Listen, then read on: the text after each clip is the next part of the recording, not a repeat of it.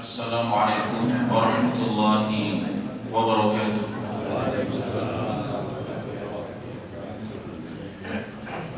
Alhamdulillah, alhamdulillahilladzi hadana li hadza wa ma kunna linahtadiya laula an hadana Allah.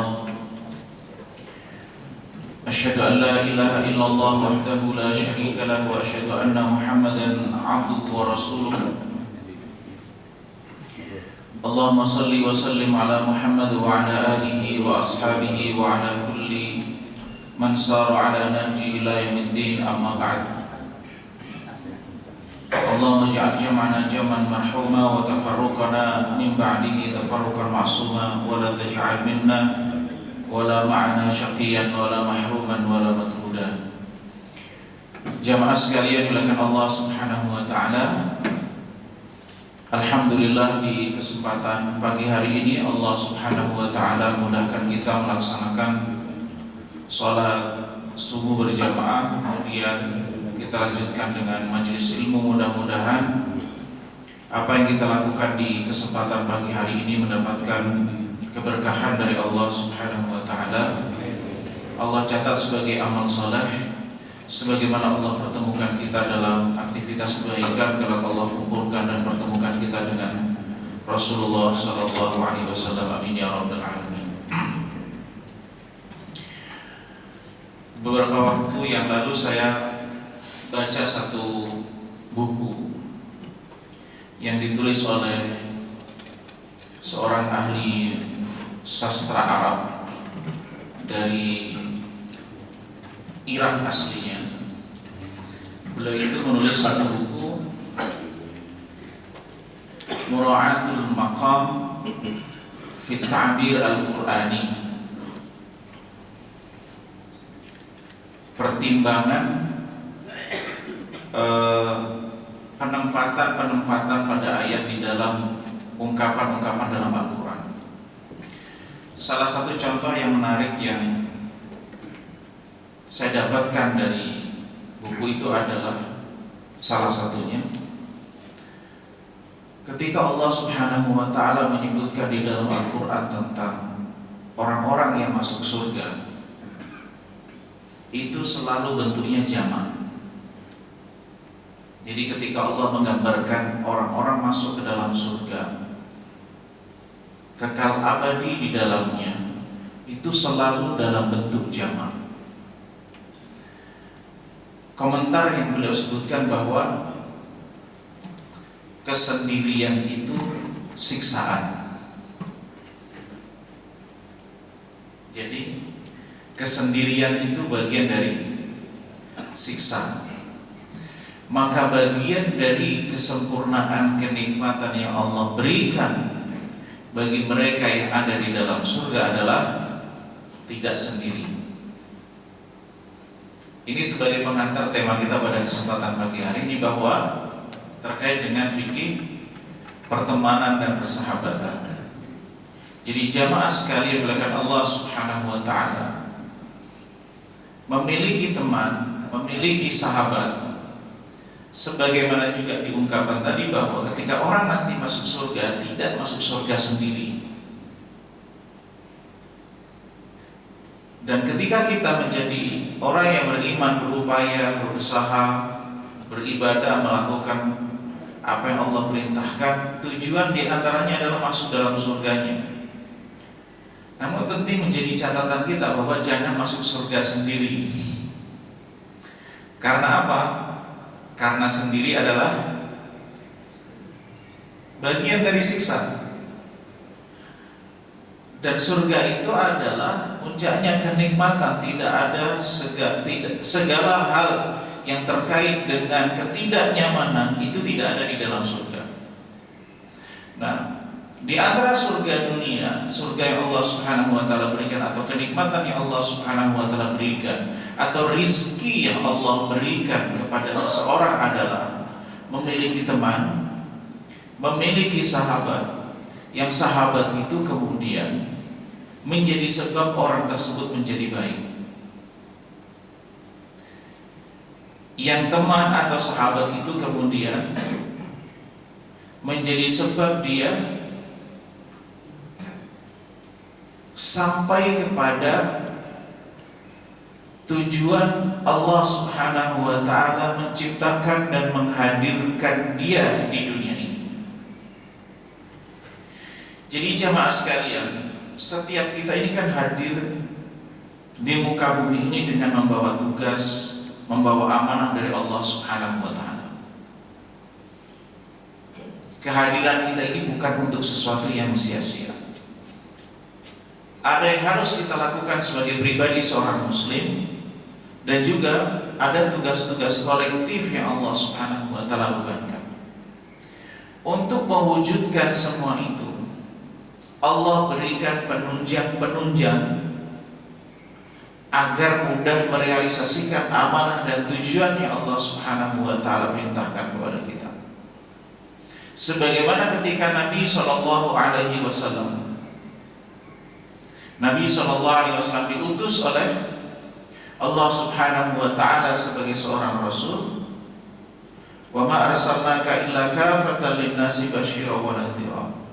Tidaklah aku mengutus Muhammad kecuali untuk semua manusia dengan membawa kabar gembira dan memberikan peringatan, walakinna aktsaran nasi la ya'lamun. Tetapi sebagian besar manusia itu tidak mengetahui. Maka di antara karunia Allah, di antara fasilitas yang Allah Subhanahu wa ta'ala berikan kepada Nabi sallallahu alaihi wasallam, Allah hadirkan orang-orang yang beriman yang membersamai Nabi sallallahu alaihi wasallam, yang kemudian mereka itulah yang memiliki jasa besar atas kita semuanya hingga hari ini kita merasakan Islam.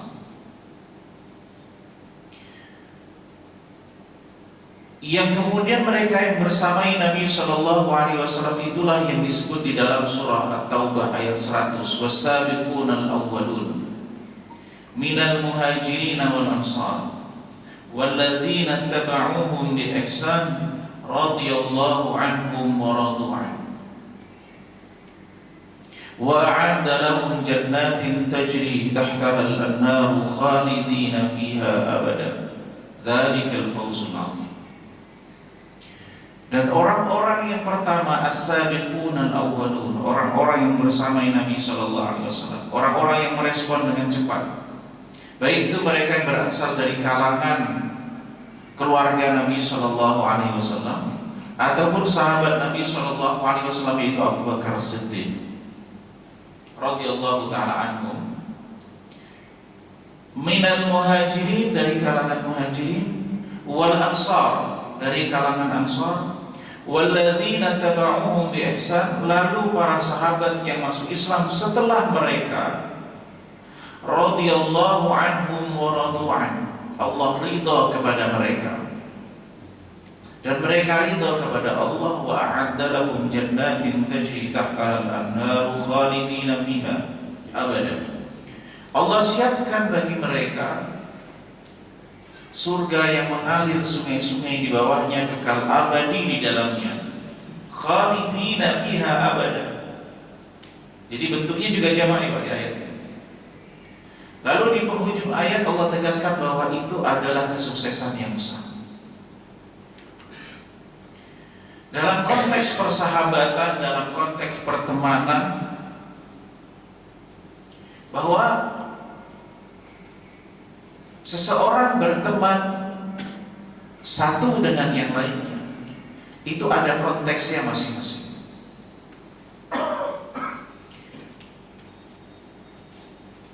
Tidak selalu bahwa itu terkait dengan halal dan haram.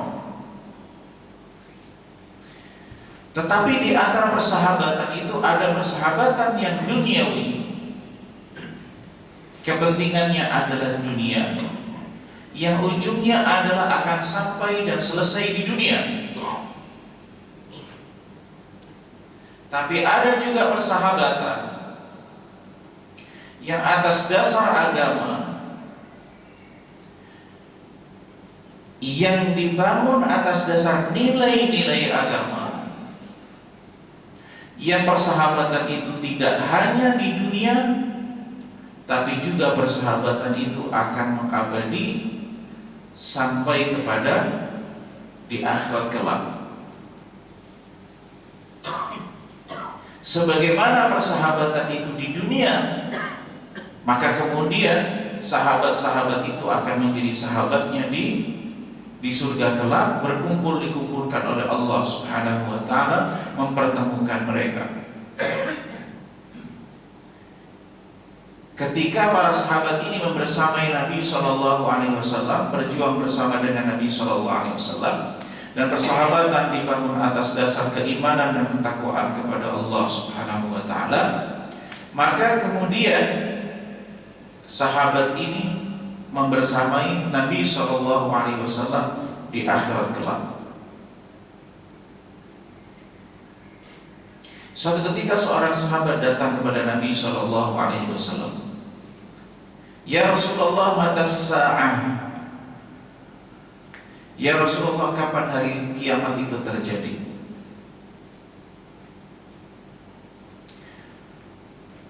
Lalu Nabi Shallallahu Alaihi Wasallam balik bertanya, Mada adatah? Apa yang kau siapkan untuk hari kiamat itu? Maka sahabat ini menjawab, saya tidak memiliki persiapan apapun, melainkan saya mencintai Allah dan Rasul-Nya. Maka kemudian Nabi Shallallahu Alaihi Wasallam tegaskan, anta ma'aman ahbabta, atau kama qala Nabi SAW. Atau dalam riwayat disebutkan, almar'u ma'aman ahab. Seseorang itu akan bersama dengan orang yang ia cintai. Artinya bahwa salah satu pintu yang akan mempertemukan seseorang atau mengumpulkan seseorang di dalam surganya dan mengantarkan seseorang ke dalam surganya adalah kawan dan sahabat. Almar'u ma'aman ahab. Seseorang itu akan bersama dengan orang yang ia cintai. Maksud yang dicintai di sini di dalam hadis ini bukan makna sebatas makna cinta sebagaimana di dalam bahasa Indonesia bahwa cinta lawan jenis, bukan. Tetapi maksudnya adalah makna cinta yang lebih luas dari itu. Cinta terhadap saudara, cinta terhadap kawan, cinta terhadap orang yang memiliki kedekatan dan seterusnya. Maka Nabi SAW mengatakan almar'u ma'aman ahab. Seseorang itu akan bersama dengan orang yang ia cintai. Maka maknanya adalah kawan atau sahabat itu berpengaruh terhadap kondisi dia di dunia dan kondisi dia di akhirat. Dan salah satu pintu seseorang untuk menentukan bagaimana dia di akhirat kelak adalah dengan cara memilih siapa yang dia cintai, siapa yang menjadi sahabat dia, siapa yang menjadi kawan terdekat dia. Sebagaimana Nabi Shallallahu Alaihi Wasallam juga berpesan, almaru ala dini khalilih. Seseorang itu ala dini khalilih. Din di sini maksudnya adalah perilaku keagamaan, baik atau buruknya. Jadi seseorang itu diukur atau seseorang itu mengikuti kondisi perilaku baik atau buruk sesuai dengan khalil. Khalil itu berbeda dengan kawan, berbeda dengan sahabat secara umum. Khalil itu adalah sahabat yang terdekat. Jadi kalau orang itu kan sahabat itu atau orang berkawan itu kan punya level yang berbeda-beda antara satu dengan yang lainnya. Ada yang sangat dekat, ada yang dekat tapi ya dia berbeda lagi. Nah, khalil itu adalah sahabat yang terdekat. Nah, falyanzur man yukhalil. Maka hendaklah seseorang itu melihat siapa kawan terdekat dia. Maksudnya adalah ketika seseorang akan berkawan, memilih kawan yang terdekat, orang yang sering bersama dengannya. Ini di luar konteks misalnya seorang menikah dengan seorang wanita yang kemudian juga menjadi orang terdekatnya. Tapi ini konteksnya lebih luas tentang seseorang menjadi sahabat dia. Dan maknanya ini adalah seseorang yang kawan dalam makna kawan yang kita pahami. Hendaklah falyanzur ahadukum man yukhalil, kata Nabi SAW. Karena seseorang itu dipengaruhi corak dan warnanya sebagaimana orang yang paling dekat dengan dia. Falyanzur ahadukum man yukhalil, maka hendaklah kalian itu melihat siapa yang menjadi kawan terdekatnya. Dan ini pula yang kemudian menjadi sebab ukuran kalau kita ingin mengetahui seseorang itu siapa dan bagaimana perilakunya, perlu kita lihat siapa orang yang sangat dekat sering bersama dengan dia ketika dia pergi, ketika dia ada satu keperluan, ketika ada satu. Sebagaimana juga Nabi SAW tegaskan dalam hadis yang lain, al-arwahu junudun mujannadah. Jiwa manusia itu seperti pasukan yang berbaris. Fama ta'arafa minha i'talaf wa ma tanafara minha ikhtalaf. Yang bila dia saling mengenal maka kemudian dia akan saling mendekat. Wa ma tanafara minha ikhtalaf.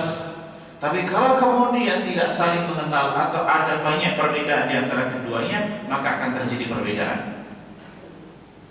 Maka corak warna seseorang itu sangat dipengaruhi oleh siapa orang yang bersama dengan dia, baik dalam pengertian warna dia di dunia, dalam warna untuk keperluan, untuk sifat-sifat hal yang berhubungan dengan dunianya, maupun hal-hal yang bersifat dengan ukhrawinya.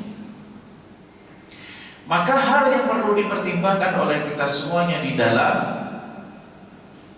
berkawan dan bersahabat, dalam pengertian orang yang terdekat dengan dia, itu adalah kita bertanya kepada diri kita sendiri, orang yang terdekat itu akan menjadi sebab dia semakin dekat dengan Allah Subhanahu wa ta'ala, ataukah dia akan menjadikan semakin jauh dari Allah Subhanahu wa ta'ala? Apakah persahabatannya itu akan menjadikan dia selamat di dunia dan akhirat, ataukah persahabatannya itu akan menyebabkan atau membahayakan dirinya di dunia dan di akhirat? Jamaah sekalian, ada kaidah dunia dan ada kaidah akhirat. Ini yang perlu menjadi pertimbangan kita. Kaidah kehidupan di akhirat, kaidah kehidupan di akhirat, wa alaysa lil insani illa ma sa'a. Ini kaidah akhirat. Tidaklah seseorang itu mendapatkan melainkan apa yang ia upayakan atau apa yang ia lakukan.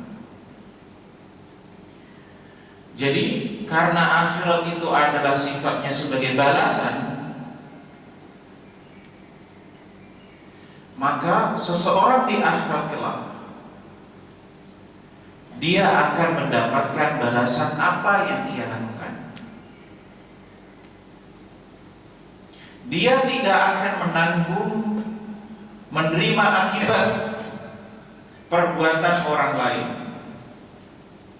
selama dia tidak ada unsur sebab terhadap perbuatan orang lain itu. Ini tabiat yang berhubungan dengan akhirat. Jadi ketika orang misalnya seorang kawan mengatakan kepada kawannya, misalnya ini sahabat yang buruk, dia peminum khamr, lalu mengajak kawannya minum khamar dan dia mengatakan, sudahlah kamu minum, saya yang menanggung di akhirat kelak. Ada yang gitu kan? Jadi silakan kamu ini lakukan, udah deh, tenang saja, saya yang siap tanggung. Meskipun itu dikatakan di dunia dia siap menanggung apa yang dilakukan oleh kawannya, perbuatan dosa, orang yang ditanggung, yang mendapatkan penanggungan di dunia, dia tetap akan menanggung apa yang dia lakukan di akhirat kelak. Wa alaysa lil insani illa ma sa'a. Seorang itu tidak akan mendapatkan apa yang, kecuali apa yang ia lakukan, termasuk apa yang ia dapatkan di akhirat kelak. Tentu atas dasar rahmat dan kasih sayang Allah Subhanahu wa taala. Tapi berbeda dengan kaidah yang ada di dunia ini. Sunatullah yang Allah Subhanahu wa taala berlakukan di dunia ini, yang tentu ada kalanya berdampak kepada akhirat. Kalau di akhirat seseorang hanya akan mendapatkan apa yang dia lakukan, tetapi di dunia seseorang bisa mendapatkan dampak dari apa yang dilakukan oleh orang lain. Wattaqu fitnatan la tusibanna alladzina zalamu minkum khassah. Hati-hatilah, waspadalah fitnah, satu cobaan yang tidak hanya menimpa orang yang berbuat zalim saja di antara kalian. Maka salah satu konsekuensinya adalah sebagaimana disebutkan oleh Nabi Shallallahu Alaihi Wasallam, perumpamaan al-jalis as-salih wal jalis as-su, perumpamaan kawan duduk, kawan ngobrol, kawan nongkrong. Al-jalis itu artinya orang duduk dan orang yang duduk di sampingnya. Maknanya adalah kawan ngobrol, kawan bersama-sama dia di dalam satu persahabatan begitu. Nabi Shallallahu Alaihi Wasallam menggambarkan bahwa kalau al-jalis as-salih, kawan yang baik itu seperti orang yang punya parfum atau menjual parfum. Paling tidak dia, kalau tidak terkena parfumnya, maka dia mencium aroma yang wangi. Tapi berbeda dengan halnya kawan yang buruk seperti pembuat besi itu, pandai besi. Kalau toh dia tidak terkena apa itu, percikannya, dia bisa terkena asapnya. Maka begitu juga ketika kita hidup di dunia ini, karena tabiat dari sunatullah itu adalah saling mempengaruhi, saling berdampak antara satu dengan yang lainnya. Satu keburukan akan berdampak kepada yang lain, satu kebaikan juga berdampak kepada yang lain. Maka dalam konteks pertemanan dan persahabatan, seseorang itu bisa jadi dia baik, bisa jadi dia tidak bermaksiat, bisa jadi dia tidak minum khamr,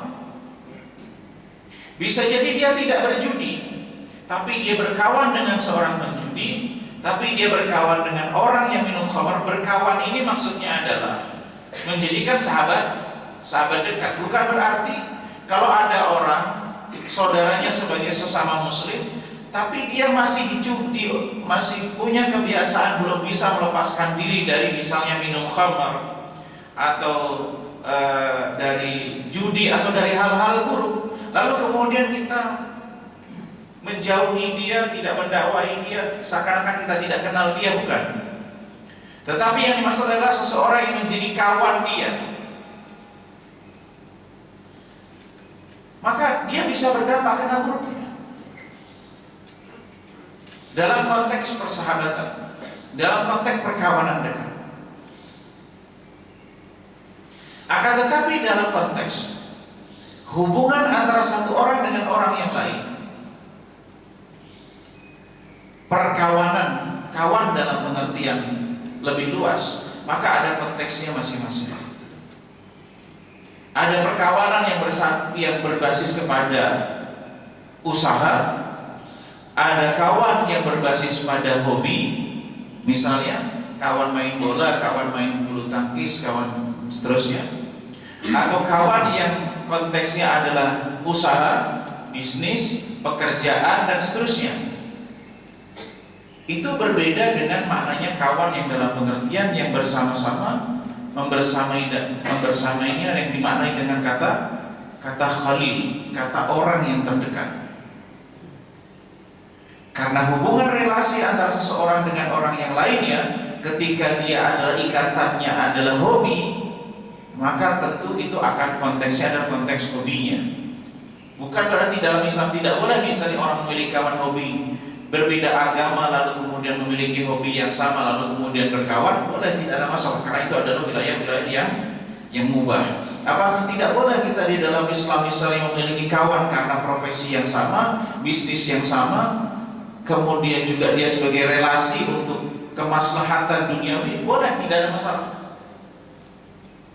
Islam tidak melarang seseorang itu memiliki sahabat dalam pengertian kawan.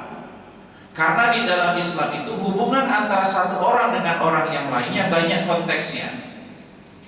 Dan bisa jadi perkawanan dengan konteks yang berbeda-beda itu mendatangkan maslahat sesuai dengan konteksnya. Misalnya kita, Nabi Shallallahu Alaihi Wasallam tatkala dakwah ke Taif,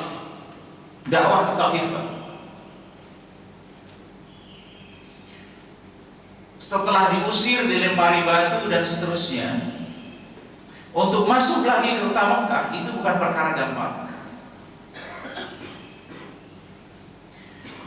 Maka cara yang dilakukan oleh Nabi Shallallahu Alaihi Wasallam, kalau dalam bahasa kita seperti mencari suaka, perlindungan, jaminan kepada orang-orang tokoh-tokoh penting yang diakui, kepala-kepala suku yang punya nama, yang bisa menjamin keamanan Nabi Shallallahu Alaihi Wasallam masuk ke kota Mekah tanpa ada pihak yang kemudian mencelakai ataupun menghalangi Nabi Shallallahu Alaihi Wasallam.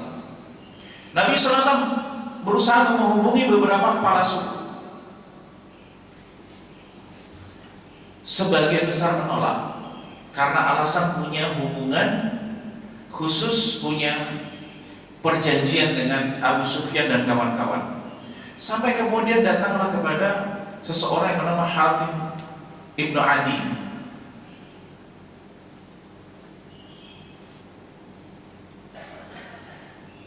Orang ini non-Muslim. Dia tidak beriman kepada Rasulullah Shallallahu Alaihi Wasallam. Tapi dia tahu Nabi Shallallahu Alaihi Wasallam adalah sosok yang baik.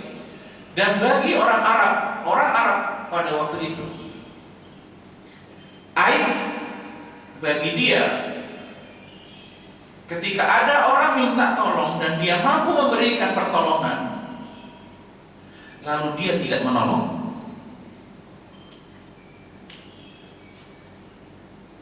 Maka inilah yang terjadi ketika Nabi Shallallahu Alaihi Wasallam meminta pertolongan, jaminan keamanan, masuk ke kota Mekah, kembali ke rumahnya dengan aman.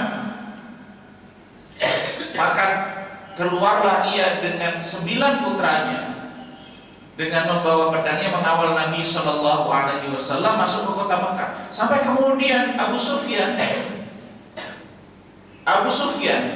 yang masih ada kekerabatan, yang sama-sama orang Quraisy, tapi kemudian ada rivalitas, itu bertanya, apakah ini semata jaminan keamanan ataukah engkau menjadi pengikut Muhammad? Orang ini mengatakan sebatas memberikan jaminan keamanan, sebatas memberikan jaminan keamanan. Maka kemudian Abu Sufyan mengatakan, Abu Sufyan yang selama ini berusaha mengintimidasi Nabi Shallallahu Alaihi Wasallam, kami jamin orang yang kau berikan jaminan keamanan. Abu Sufyan, kami jamin orang yang engkau berikan jaminan keamanan. Maka jamaah sekalian dengan Allah Subhanahu wa ta'ala, di antara kawan yang kita miliki, sahabat yang kita miliki, ada kalanya bahwa sahabat yang seagama dengan kita atau sahabat yang seagama dengan kita tentu memiliki prioritas. Orang yang bisa sholat berjamaah, orang yang bisa memikirkan pikiran yang sama ketika kita di masjid dan seterusnya, yang menjadi khalil, almar'u ala dini khalil, seseorang itu akan agamanya sama dengan kawannya. Tetapi ini tidak menafikan untuk memiliki kawan yang baik dengan orang yang berbeda agama, orang yang berbeda mazhab. Maka orang muslim itu perlu menjadi muslim yang baik dengan siapapun. Maksudnya bagaimana? Bisa jadi dia tidak beriman kepada Nabi Shallallahu Alaihi Wasallam, bisa jadi dia tidak masuk dalam agama Islam, tetapi persahabatan, perkawanan seseorang dengan dia itu bisa memberikan kemaslahatan bagi Islam. Ada kalanya hubungan baik seorang muslim dengan non-muslim, baik itu nanti diikat oleh kekerabatan, diikat oleh hobi, diikat oleh pekerjaan, diikat oleh yang lainnya. Perkawanan yang basisnya adalah kesukuan, suku karena dia samanya suku. Sebagaimana ketika Nabi Shallallahu Alaihi Wasallam sedang diboikot, yang diboikot itu bukan hanya muslim, tetapi seluruh keluarga besar Nabi Shallallahu Alaihi Wasallam, baik mereka beriman maupun tidak beriman, merasakan. Dan kenapa? Ketika orang-orang kafir Quraisy itu melakukan rencana pembunuhan Nabi Shallallahu Alaihi Wasallam di malam itu, mengumpulkan pemuda-pemuda dari berbagai macam suku, kabilah yang ada di wilayah Arab pada waktu itu, di wilayah Mekah pada waktu itu, agar ketika mereka berhasil membunuh Nabi Shallallahu Alaihi Wasallam, maka darah Nabi Shallallahu Alaihi Wasallam itu berpencar di seluruh suku Quraisy yang tersebar, sehingga tidak memungkinkan bagi Bani Hashim, keluarga besar Nabi Shallallahu Alaihi Wasallam, untuk menuntut balas darah dengan darah, sehingga terpaksa harus menerima darah dikompensasi dengan onta. Maknanya adalah bahwa ada kalanya persahabatan yang baik, perkawanan yang baik seorang muslim dengan kawan yang lainnya, dengan konteks tadi, konteks hobi, konteks suku. Kalau bahasa kita apa yang suku itu biasanya ada daerah-daerah paguyuban. Perkawanan yang berbasis pada pekerjaan, yang itu aslinya tidak ada hubungannya dengan agama, tapi ada kalanya bila itu terjadi antara seseorang dengan orang yang baik, maka akan memberikan manfaat bagi agama kita. Memang basisnya adalah hobi, basisnya adalah pekerjaan, basisnya adalah kesukuan, basisnya adalah organisasi-organisasi yang bukan berbasis keagamaan, tetapi mereka adalah orang yang baik dalam pengertian muamalah. Berbeda agama bisa jadi, atau berbeda kualitas dalam hal keagamaan atau pilihan madhab, tetapi persahabatan atas basis-basis hal itu tadi bisa memberikan manfaat pada agama kita, maslahat bagi kita di dunia maupun di akhirat. Maka jamaah sekalian, dalam hal ini perlu ada hal-hal yang perlu dipertimbangkan, perlu menjadi dawabit di dalam persahabatan dan pertemanan. Yang pertama, bahwa di dalam pertemanan dan persahabatan itu basisnya adalah kesabaran. Sebagaimana Allah Subhanahu wa taala menegaskan di dalam surah Al-Kahfi, Allah Subhanahu wa taala mengatakan wasbir nafsaka ma'al ladzina yad'una rabbahum bil ghadati wal 'ashyi yuriduna wajhahu wa la ta'du 'ainaka 'anhum turidu zinatal hayatid dunya wa la tuti' man aghfalna qalbahu 'an dzikrina wattaba'a hawahu wa kana amruhu furta. Kata Nabi, kata Allah Subhanahu wa taala, wasbir nafsaka ma'al ladzina yad'una rabbahum.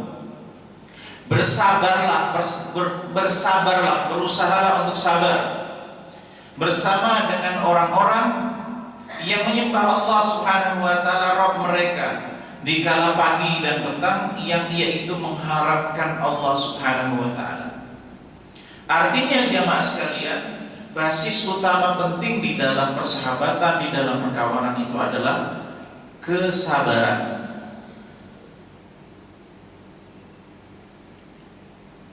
Sebagaimana juga ini terjadi antara perkawanan antara Nabiullah di dalam surah Al-Kahfi juga, antara Nabiullah Musa dengan Khidir. Memang kerangkanya adalah Allah Subhanahu wa taala menguji, mentarbiyah, mendidik Nabiullah Musa. Tetapi satu perjanjian yang dibuat di dalam perjalanan itu, innaka lan tastati'a ma'iya sabra, engkau tidak akan bersabar membersamai. Maka terjadilah ujian demi ujian itu, mulai dari ketika ada satu kapal yang kemudian dirusak, ada anak yang kemudian dibunuh, kemudian ada bangunan yang orangnya tidak mau menerima mereka, tapi justru di saat lelah berupaya untuk memperbaiki bangunan yang dimiliki seorang anak, yang semuanya itu kemudian ada hikmahnya, ada tujuannya. Lalu dijelaskan di akhir, di penghujung itu, bahwa setiap tindakan-tindakan itu ada tujuannya berdasarkan wahyu Allah Subhanahu wa taala. Maka jamaah sekali dengan Allah Subhanahu wa taala, dalam berkawan, di dalam bersahabat, kesabaran adalah modal inti. Bahwa manusia itu memiliki perbedaan, maka perlu kesabaran itu di dalam menyikapi perbedaan itu. Tanpa ada kesabaran, maka persahabatan tidak akan berjalan lama. Kemudian berikutnya adalah al-wafa. Al-wafa itu maknanya adalah kalau orang mendapatkan kebaikan, maka membalas kebaikan itu dengan kebaikan. Apa itu maknanya? Jadi kalau orang punya sahabat, punya kawan, dan orang itu berbuat baik, maka tidak melupakan kawannya itu. Jadi kalau orang pernah menerima kebaikan, maka dia membalas kebaikan itu dengan kebaikan yang sama atau kebaikan yang lebih. Itu namanya, sifat itu namanya al-wafa. Itulah yang kemudian dilakukan oleh Nabi SAW di waktu perang Badar. Beliau mengatakan seandainya Hatim ibnu Adi itu masih hidup, yang tadi yang menolong, yang melindungi beliau masuk lagi ke kota, memberikan perlindungan masuk ke kota Mekah setelah keluar berdakwah di Taif yang tidak diterima. Waktu perang Badar itu kan ada 70 kurang lebih orang kafir Quraisy yang jadi tawanan Rasulullah SAW. Beliau mengatakan seandainya Hatim ibnu Adi itu mengatakan atau meminta saya untuk melepaskan tawanan ini, maka saya akan lakukan. Maknanya apa? Ini bentuk Nabi SAW mengajarkan kepada kita tentang al-wafa. Apabila ada orang melakukan satu kebaikan, maka kita balas kebaikan itu dengan kebaikan yang sama atau dengan kebaikan yang lebih. Baik kawan atau sahabat itu muslim atau non muslim. Dan sampai meninggal dunia, Hatim ibnu Adi itu tidak pernah masuk Islam. Hatim bin Adi itu tidak pernah masuk Islam. Yang masuk Islam adalah putra-putranya. Tetapi Nabi SAW perbedaan agama antara Hatim bin Adi dengan Nabi SAW karena dia pernah berbuat baik. Maka Nabi SAW dengan keluhuran menggambarkan betapa tingginya akhlak Nabi SAW. Kebaikan yang pernah diterima oleh Nabi SAW di saat sulit, maka kemudian di saat menerima perang Badar itu, kemudian orang-orang kafir Quraisy itu ada di dalam kekuasaan Nabi SAW karena ditawan oleh Nabi SAW dalam perang Badar. Nabi SAW mengatakan, seandainya Hatim bin Adi itu kalamani fi haula'i natna, menegosiasikan, kalau bahasanya menegosiasikan tentang tawanan ini, niscaya akan saya lakukan. Kalau seandainya minta dilepaskan, semakna dengan itu, seandainya minta dilepaskan, niscaya akan aku lakukan. Maka di dalam perkawanan, di dalam persahabatan, ada sifat yang namanya al-wafa setelah kesabaran. Bahwa kalau seseorang menerima kebaikan, maka kemudian membalas dengan kebaikan. Kemudian berikutnya adalah an-nasihah.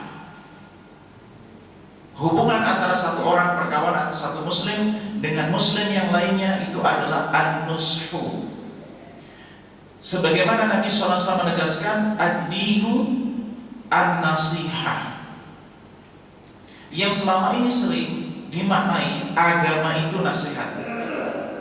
Tapi sebenarnya hadis ini maksudnya an-nasihah dalam bahasa Arab itu bukan nasihat dalam bahasa Indonesia.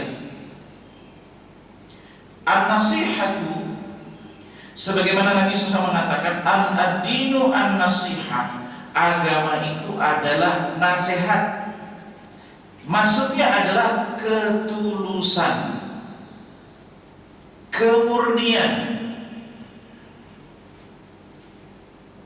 Liman ya Rasulullah, kemurnian itu diberikan untuk siapa? Ketulusan itu diberikan kepada siapa? Lillahi, untuk Allah.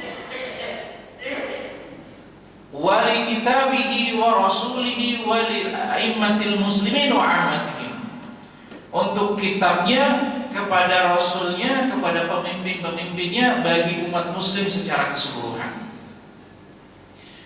Maka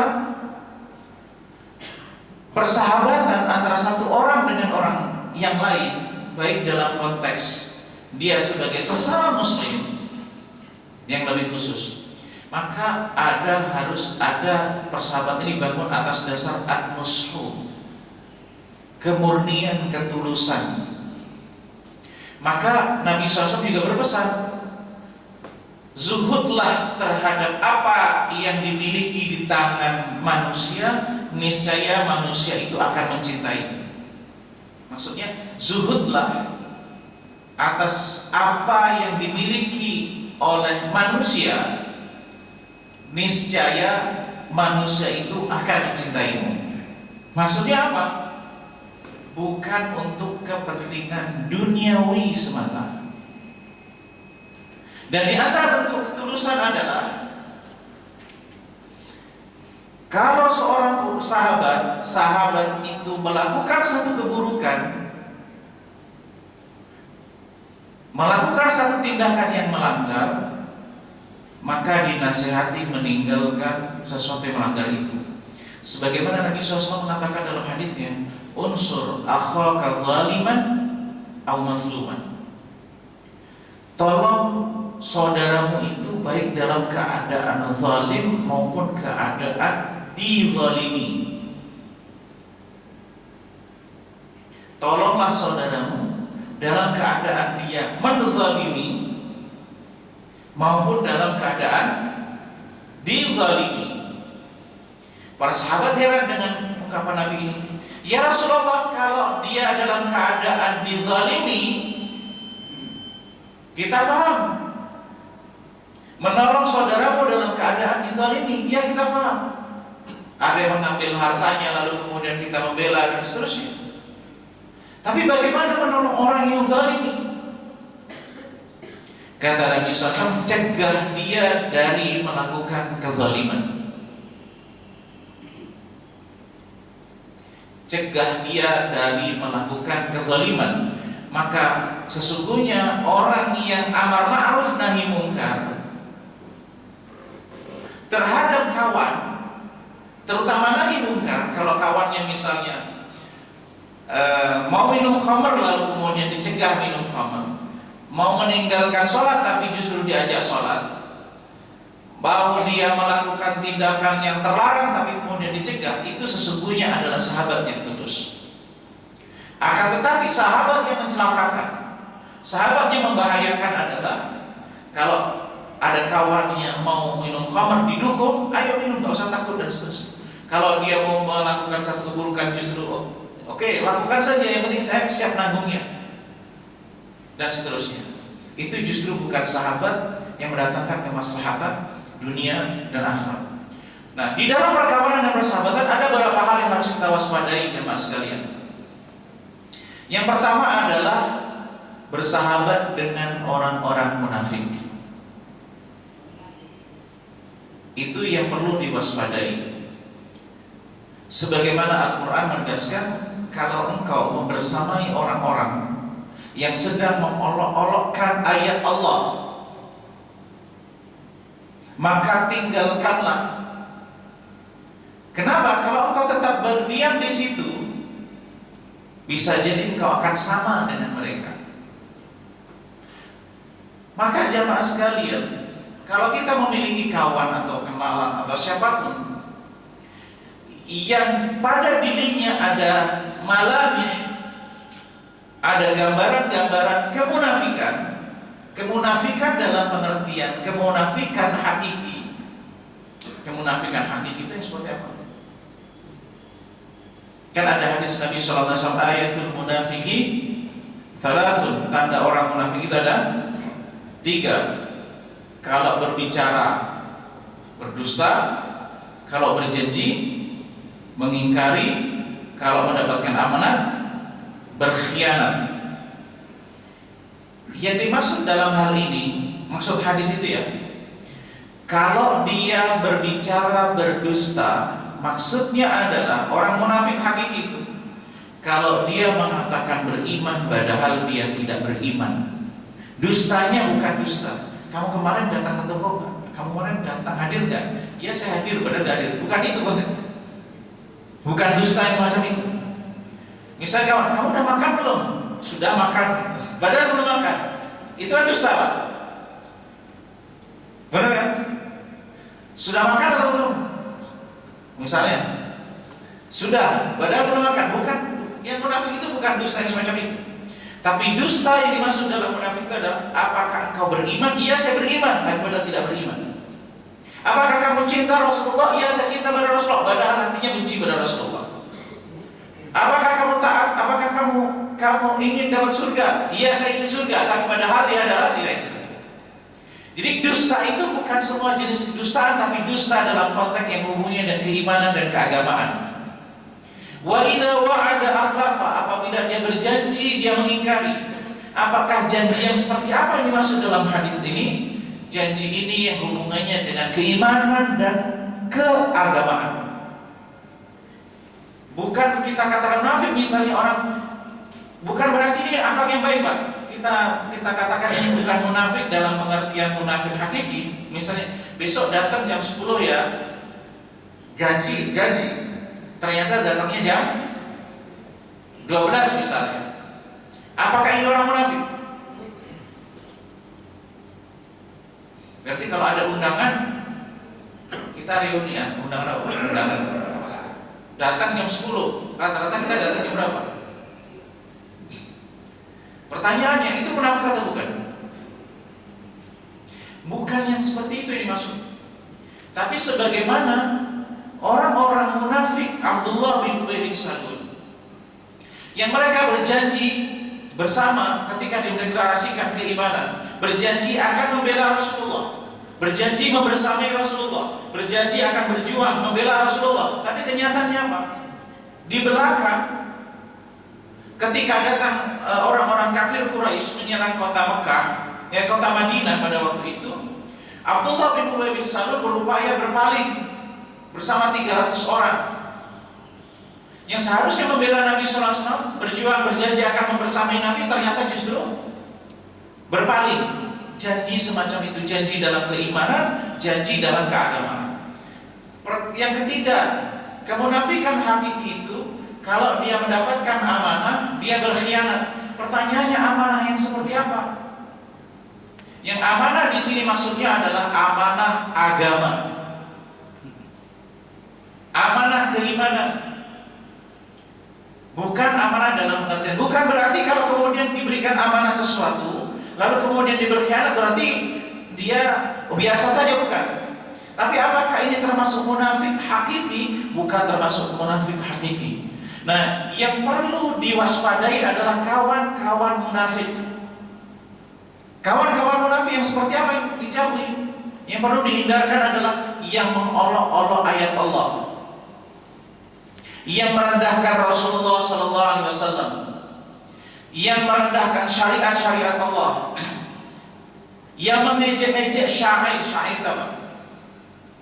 pokok-pokok dalam agama. Orang-orang yang semacam itu perlu dihindari dan tidak menjadikan sebagai teman ngobrol, teman kongko. Kenapa? Karena kata-kata dia bisa jadi berpengaruh terhadap kita, yang kemudian menjadikan kita innakum idza mithlukum, engkau bisa menjadi seperti mereka.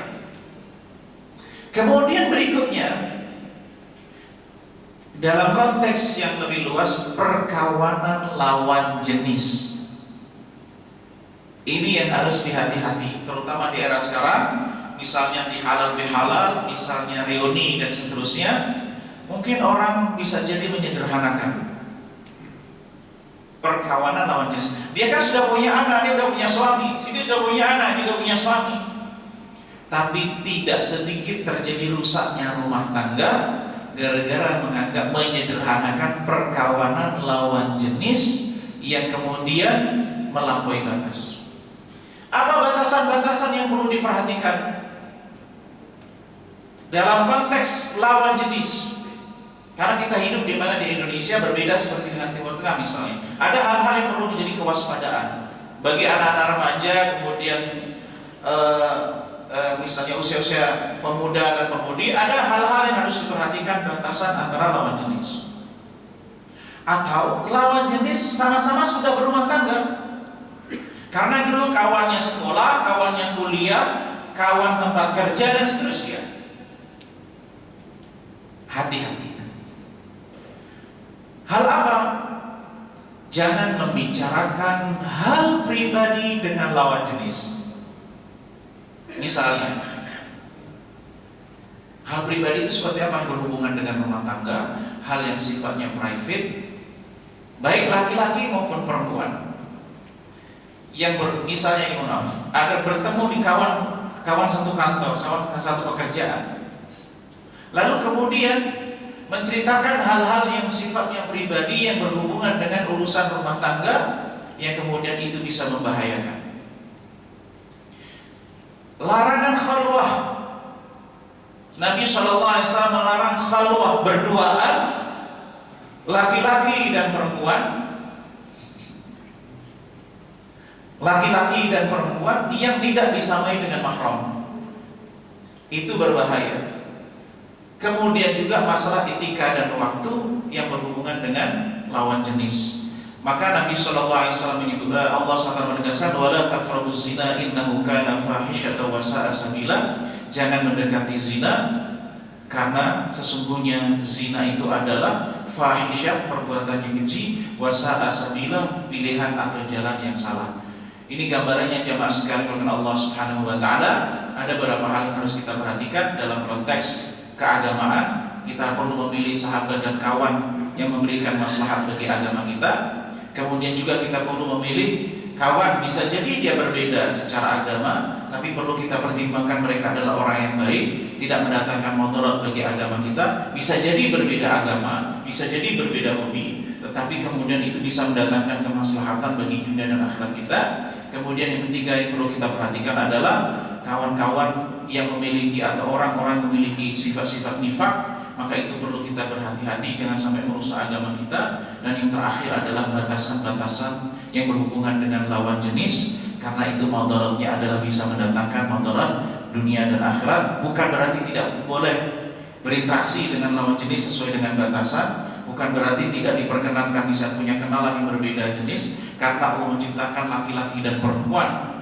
Di dunia ini kenyataannya adalah laki-laki dan perempuan ada interaksi, dan agama memberikan batasan. Nah, batasan-batasan itulah yang kemudian untuk menjaga keamanan, kemaslahatan diri kita di dunia maupun di akhirat kelak. Mungkin ini dapat saya sampaikan. Mungkin kalau waktunya cukup kita akhiri, kita tutup dengan kafaratul majlis. Subhanallah bihamdika, asyhadu an la ilaha illa anta, astaghfiruka wa atubu ilaik. Assalamualaikum warahmatullahi wabarakatuh.